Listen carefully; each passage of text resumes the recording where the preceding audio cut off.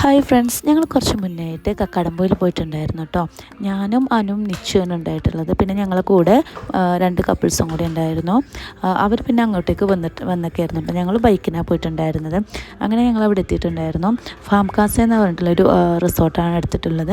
നിങ്ങൾ ആരെങ്കിലും ഇതേപോലെ കക്കാടംപൊയിൽ പോകുകയാണെങ്കിൽ റിസോർട്ട് എടുക്കണമെന്ന് ആഗ്രഹിക്കുന്നവരാണെങ്കിൽ ഇതിൻ്റെ ഡീറ്റെയിൽസ് വേണമെന്നുണ്ടെങ്കിൽ കമൻറ്റ് ചെയ്താൽ മതി, ഞാൻ നിങ്ങൾക്ക് ഷെയർ ചെയ്യാം കേട്ടോ. അപ്പം അവിടെ ഊഞ്ഞാലും കാര്യങ്ങളൊക്കെ ഉണ്ടായിരുന്നു. നമുക്ക് കുഞ്ഞുങ്ങളുടെ ഇരുത്തി ആട്ടാനോ നമുക്ക് ഇരിക്കാൻ പറ്റുകയൊക്കെ ഉണ്ടായിരുന്നു. നല്ല വ്യൂ ഉണ്ടായിരുന്നു കേട്ടോ. അതേപോലെ കിച്ചൺ എന്ന് പറഞ്ഞാൽ കയറി വരുന്നിടത്താണ്. കഴിഞ്ഞ് സെപ്പറേറ്റ് ആയിട്ടാണ് റൂമും കാര്യങ്ങളും വരുന്നത് കേട്ടോ.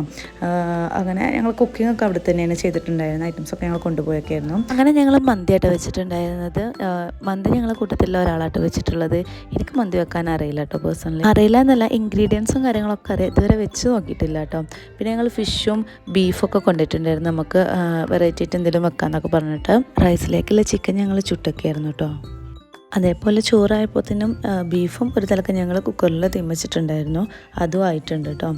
അങ്ങനെ കുക്കിങ്ങൊക്കെ കഴിഞ്ഞ് ഞങ്ങൾ പൂളിലേക്ക് പോയിട്ട്, ഞങ്ങൾ 3 ഗേൾസ് ഉണ്ടായിരുന്നു. ഞങ്ങളെല്ലാവരും പൂളിൽ പോയി.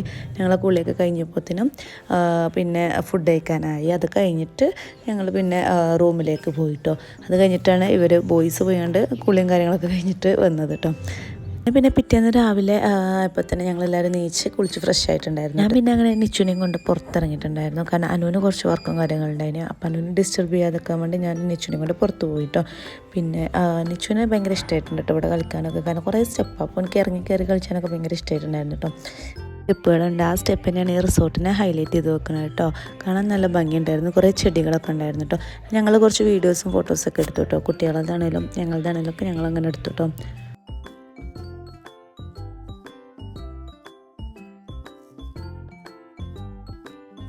അങ്ങനെ പിന്നെ ഞങ്ങൾ അവിടെ നിന്ന് ഇറങ്ങി കക്കാടംപൊയിൽ പോയി കോഴിക്കോട്ടേക്ക് കണ്ടിട്ട് പോയിട്ടുണ്ടായിരുന്നത്. കക്കാടംപൊയിൽ നിന്ന് കുറച്ച് സുഖമാണ്, കോഴിക്കോട്ടേക്ക് പെട്ടെന്ന് എത്തും.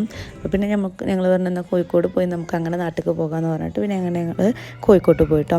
അങ്ങനെ ഞങ്ങൾ ഫസ്റ്റ് ഹൈലൈറ്റ് മാൾക്കാണ് പോയിട്ടുണ്ടായിരുന്നത്. അവിടെ ചെന്ന കുട്ടികൾക്ക് ഇതുപോലെ കാറുണ്ട് കളിക്കാനുള്ളത്. നമ്മൾ എത്ര പേയ്മെൻറ്റ് ചെയ്ത് കണ്ട് അങ്ങനെ എടുക്കാട്ടോ ചെയ്യാം.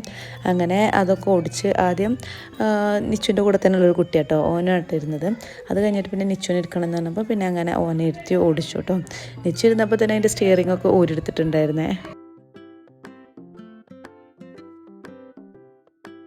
അങ്ങനെ ഹൈലൈറ്റ് മാളിൽ കുറച്ചുകൂടെ ചുറ്റിക്കറങ്ങി നടന്നതിന് ശേഷം ഞങ്ങൾ നേരെ ബീച്ചിലേക്കാട്ടോ പോയത്.